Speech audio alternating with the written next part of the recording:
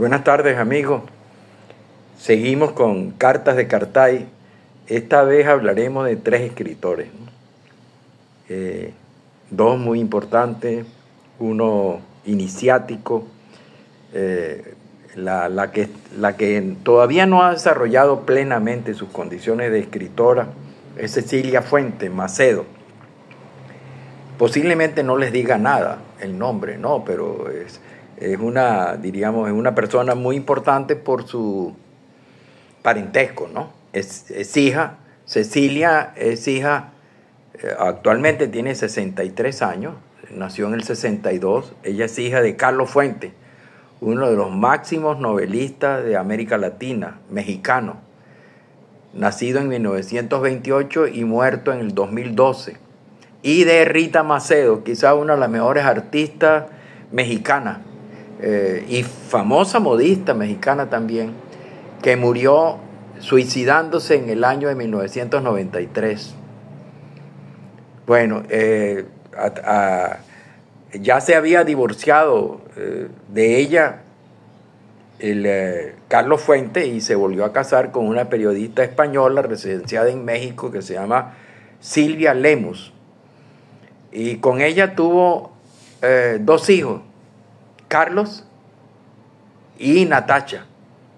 Cualquiera puede pensar siempre que la búsqueda de la felicidad, es feliz, Carlos Fuentes es uno de los más grandes referentes de la novelística de América Latina, era un hombre que tenía muchísimo dinero, tenía una casa, vivía 3 meses o 4 meses en México, vivía particularmente en Francia y en Londres, y tenía una casa que tenía como 5 pisos. Bueno, era feliz para mucha gente. Y también la hija de él, Cecilia, y los hijos. Cecilia, del primer matrimonio, de quizás una de las mujeres más importantes de la cinematografía mexicana y gran modista. La hija, pues también es feliz, ¿no? Y los hijos, no se diga, los hijos de él con Silvia. Carlos, que era su orgullo, era cineasta, poeta, y también Natacha. Bueno, les voy a decir que la vida de Carlos Fuentes, que yo admiraba muchísimo por novelas como, por ejemplo, Aura, que para mí es una de las más grandes novelas que he leído. Es una novela corta, extraordinaria, una magia, la soledad metida dentro de la novela, una bruma de nostalgia que la cubre, un personaje enigmático como Aura, que uno no sabe si vive o si es un espanto. Novelas como Terra Nostra, que se considera una de las más grandes novelas de América Latina, dentro del boom latinoamericano de los grandes. Y también otras novelas como la Cambio de piel, La región más transparente del aire, etcétera, etcétera. Bueno, les quiero decir con tristeza que a veces no todo lo que brilla es oro. La vida de uno de los más grandes novelistas, Carlos Fuentes, admirable. Es un hombre además admirable por muchísimas razones. Era muy atractivo, era muy sociable, lo amaban. Llegó a tener, a pesar de estar casado, llegó a tener amores con mujeres extraordinarias, bellísimas mujeres. Y Carlos Fuentes, bueno, tuvo que sufrir grandes tragedias. Una tragedia que sufrió, estaba divorciado, pero él sufrió la tragedia de la muerte de Rita Macedo, que lo cuenta muy bien Cecilia Fuentes, en un libro que se llama Mujer de Papel. Ella se suicidó en el año de 1993, a los 58 años, una mujer hermosísima, pero que tenía sumida en una gran depresión, y con graves problemas de grandes problemas neurológicos. Luego, su hijo querido, Carlos, se suicidó en 1999 en Puerto Vallarta, donde estaba haciendo un guión, haciendo una película, ¿no? 1999. Eso destrozó a Carlos Fuentes porque ese era su hijo adorado, ¿no? Luego, su otra hija, Natacha, murió o fue asesinada. Aquel se suicidó, Carlos se suicidó, no como la mamá, porque él era hijo de Silvia Lemus, pero él se suicidó y su hermana Natacha en el año 2005 fue encontrada debajo de un puente en una urbanización de México, de Ciudad de México, destrozada, asesinada, violada, una situación, yo no sé en qué pasos andaría la hija, pero esa noticia conmovió a México, ¿no? Y también, por supuesto, conmovió a Carlos Fuentes. Una periodista que escribió un trabajo sobre Carlos Fuentes cuando murió, Carlos Fuentes murió de 84 años en 2012, dijo que Carlos Fuentes tuvo 3 muertes. La primera muerte fue con Carlos, el hijo, la segunda con Natacha, su hija, y la tercera muerte fue con la muerte definitiva en el año 2012, ¿no? A los 84 años, ¿no? Él murió en el 2012 con 84 años, ¿no? Pero ahí hay una historia que a mí me parece mucho más triste. Es la relación de él con su hija, la relación de él con su esposa. La relación de él con su hija es Cecilia, es una persona, yo diría,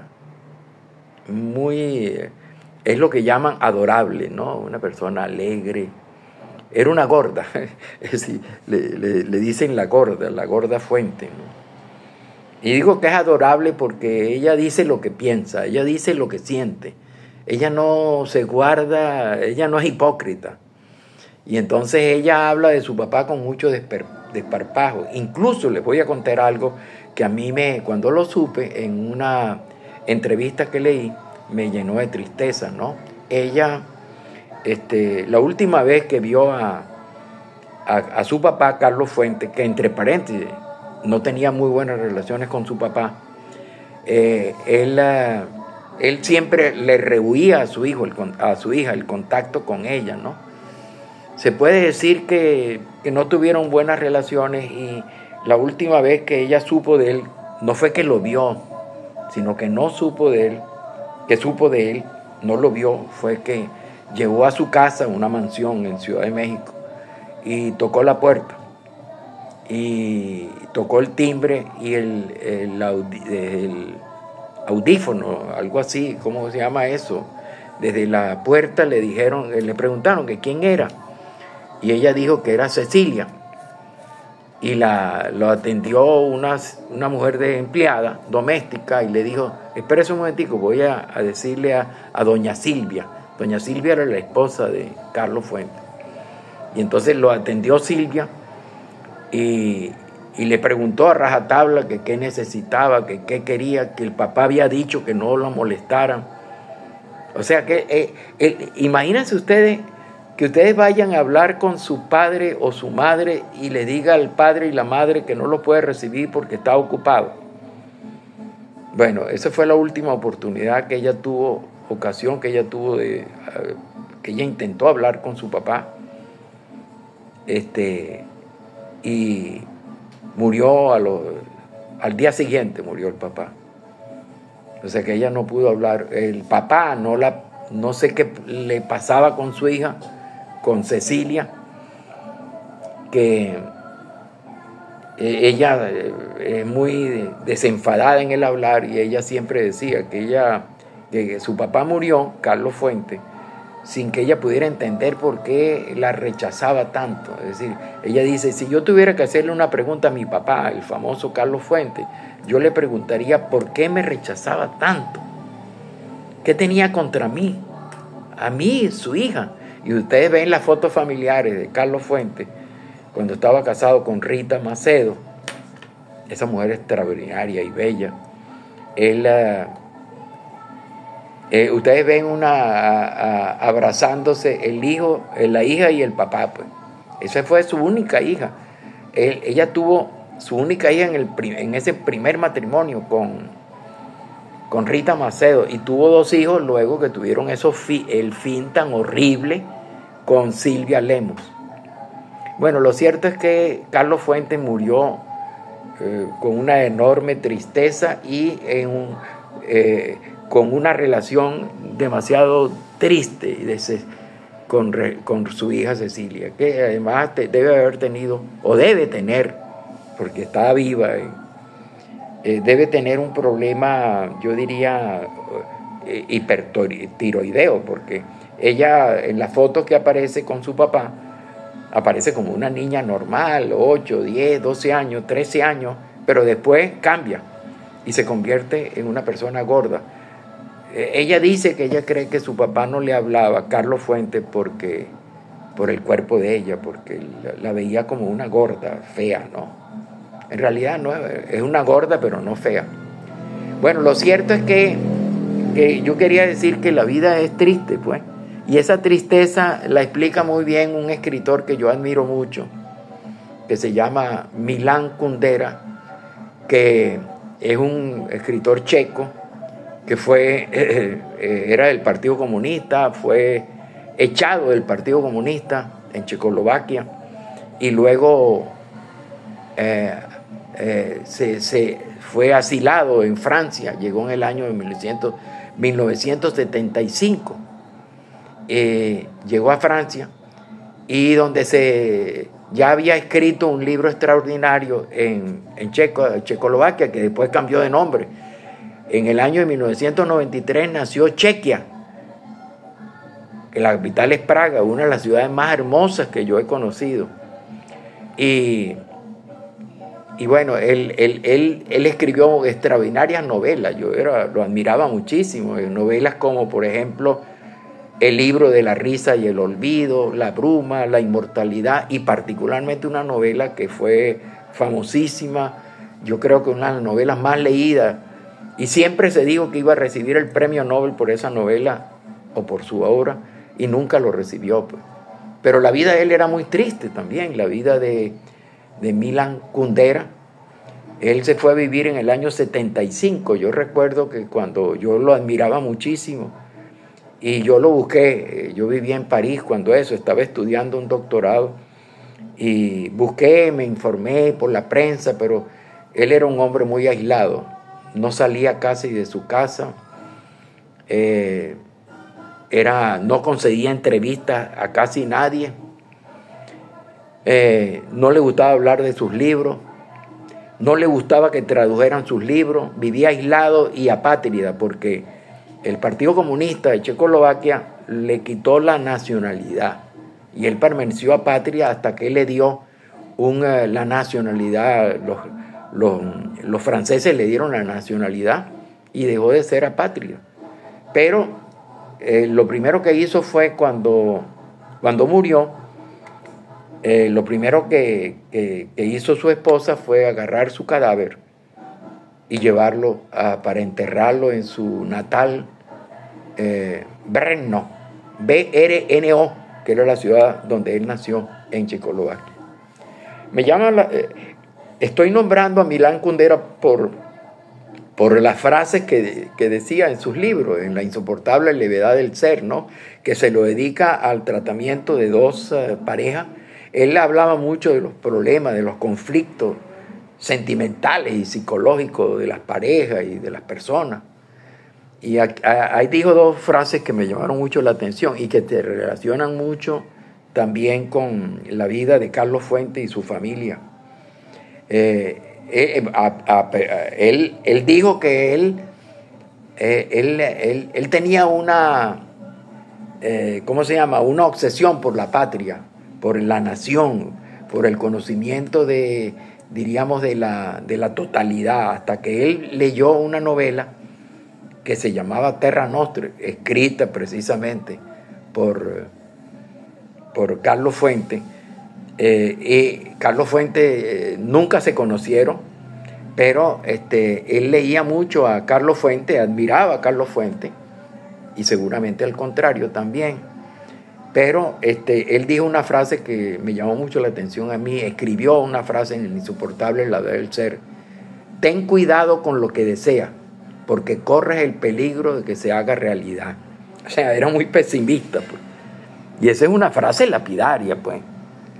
Ten cuidado con lo que deseas, porque corres el peligro de que se haga realidad. Esa frase está muy relacionada con otra frase que él dijo también en el mismo libro, que dice: aquel que quiere permanentemente llegar muy alto, tiene que contar con que algún día lo invadirá el vértigo. O sea, tú vas subiendo, subiendo y subiendo hasta que por fin llegas a la cúspide, a lo más alto de tu éxito, y no te das cuenta de que arriba te puede dar vértigo. El vértigo es ese miedo horroroso a las alturas. Y entonces, bueno, son frases, diríamos, bien interesantes y que se pueden aplicar a Carlos Fuentes y las alturas de Carlos Fuentes, porque él llegó muy alto. Carlos Fuentes, uno de los escritores más importantes, con Cortázar, García Márquez, Vargas Llosa, y además él era un hombre muy querido en México, porque era un hombre muy culto, muy seductor, lo amaban las mujeres bellas, y pero bueno, tuvo esa vida tan triste. Y también el otro, que era Milán Kundera, pues uno piensa que caramba, yo fuera Milán Kundera, pero la vida de Milán Kundera fue una vida muy triste, solitaria, y diríamos, casi vivía aislado y escondido en el apartamento, casi no salía, y murió a los 94 años. Murió a los 94 años, nació en el año de 1929 y murió a los 94 años, en París, y luego fue llevado a Brno. Pero, ¿por qué menciono Brno? Porque él fue llevado después que murió, sus restos fueron llevados a ser enterrados en su ciudad natal, y me acordé haber leído un libro de una historiadora, que escribió un libro sobre los árboles de Palestina, donde ella dice que Palestina tenía una relación, mejor dicho, no Palestina, Israel tenía una relación ambigua, o una relación contradictoria, o una relación, diríamos, muy, muy rara con los árboles, porque destruyeron los naranjales de Jaffa, y para construir un muro que lo separaba de parte de la franja de Gaza. Pero además ella cuenta que los palestinos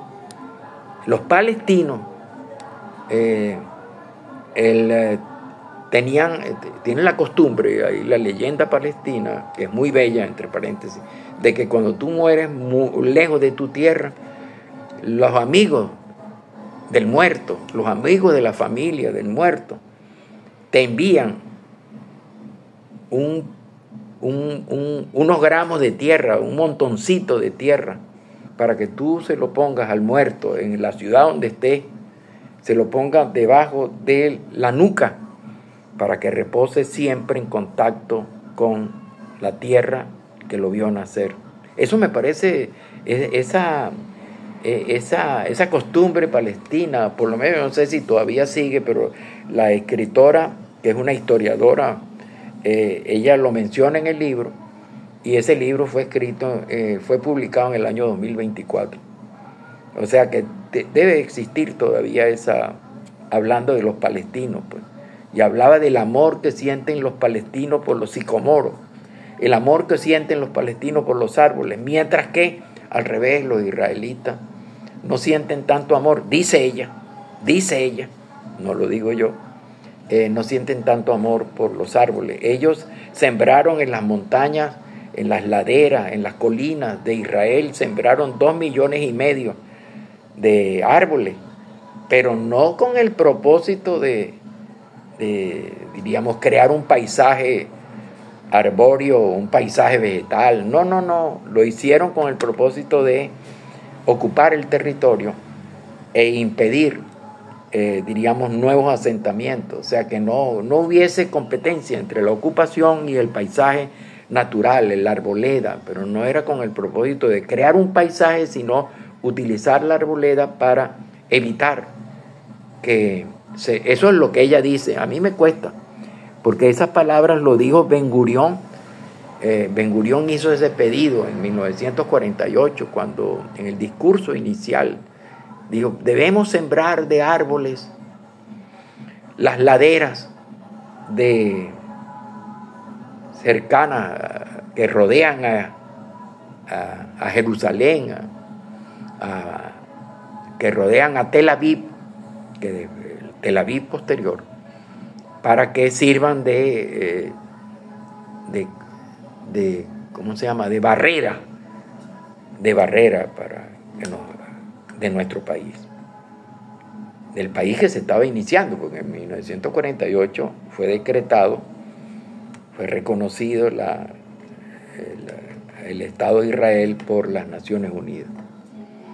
Y ahora, por supuesto, ahora hay hay un movimiento a nivel mundial de varios países, entre ellos Inglaterra, Alemania, Italia, que están pidiendo, Australia se sumó también, que Palestina sea convertido en un país.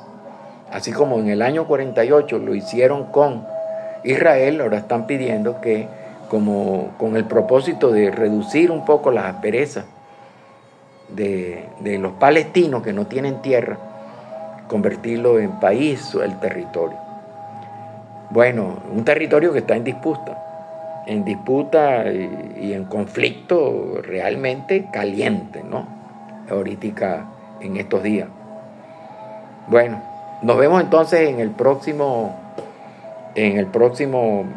video. En este video hablamos de Carlos Fuentes y su familia y su vida tan triste y desafortunada, a pesar de haber logrado la gloria en la novelística latinoamericana. Hablamos también de gente que ha estado afortunada consiguiendo grandes logros, como Rita Macedo, que terminó suicidándose en el estacionamiento de su edificio, ¿no? La vida desafortunada de los hijos, que también eran muchachos que eran muy queridos en México y muy reapreciados por su talento. Uno era Carlos, que se suicidó, y la otra Natacha, violada. Es lo peor que le puede pasar a un padre, ¿no? Que se le muera un hijo, y más en esas condiciones en que murió Natacha. Y hicimos el enroque literario con Milan Kundera, que menciona pues que admiraba muchísimo a Fuente, porque Fuente hizo lo que él quería hacer siempre, ¿no? Y también tomamos dos frases de la novela La insoportable levedad del ser, la principal novela de Kundera, que se la recomiendo que la lean, que trata sobre los problemas de conflicto en pareja y su concepto del amor, que es un concepto extraordinario.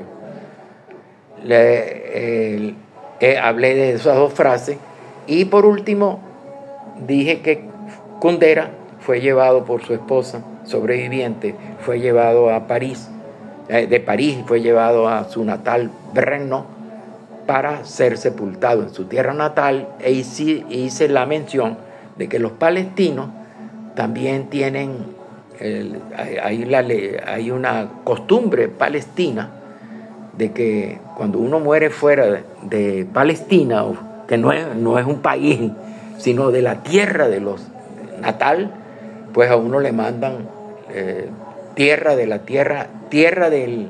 ciudad natal, para que se los ponga debajo de la nuca en la urna y él pueda reposar en paz en tierra palestina. Bueno, nos vemos en el próximo En el próximo video, si les gustó, marquen, que me gustó, hagan alguna sugerencia, comentarios bienvenidos, ¿no? Hay algunas veces, yo a veces respondo comentarios, ¿no? Porque muchos ven pero no ponen comentarios, y cuando hay comentarios trato de... Y les pido disculpas. A veces yo comento, como yo digo, a veces digo, por ejemplo, ahí la disculpa de que dije que era los seguidores de Jesús en los tiempos del Imperio Romano eran una secta, dije yo. Me dijeron que no era secta, que era la iglesia. No era una iglesia todavía, no era una iglesia, era un grupo de seguidores de Jesús.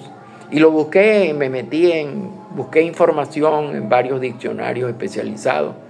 Y la secta puede tener como dos interpretaciones. Uno, que es una secta criminal, que es el actual, o una secta satánica, que es la actual interpretación, pero la interpretación original es que es un grupo de seguidores a un líder que consideran como, si no un mesías, por lo menos un guía espiritual. Bueno, nos vemos entonces en el próximo video.